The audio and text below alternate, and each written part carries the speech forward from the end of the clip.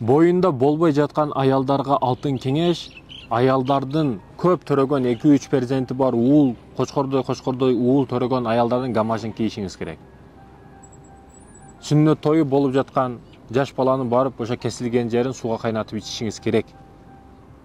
Ысырыкты башыңызга айлантып, анан кийин ичишиңиз керек. Сулайман Таага барып, ташка тайгаланышыңыз керек. Дарага барып чүпүрөк байлашыңыз керек. Керек деген нерселер өзү керек эмес. Керек эмес. Бул нерселер динибизде жок нерселер. Бул нерселер ширк, Кудайдан башкага жалынуу бул ширк. Ошондуктан эже карындаштарым, кош бойлуу болуу үчүн Кудайдан сураңыз. Баланы Кудай берет, Аллах берет. Сиз ишенип жаткан нерселер эмес.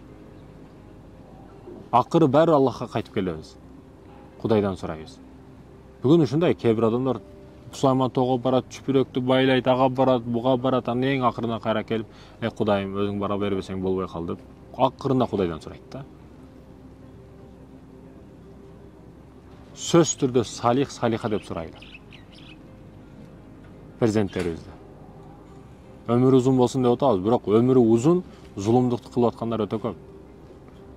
Өмүрү кыска, бирок жакшылыкты сонун кылып кетип аткандар бар. Тарыхта өчпөй турган изди калтырып.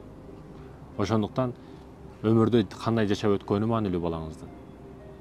Эртең сизди уруп турса, ата-энеге налат алып келип турса, бул бала кандай бала болот? Ошондуктан урматтуу ата-энелер, арканда ырым-жырымдарга ишенбеңиздер. Өгүздүн баягы жумурткасын кайнатып ич дегендер, булар бардыгы жалган.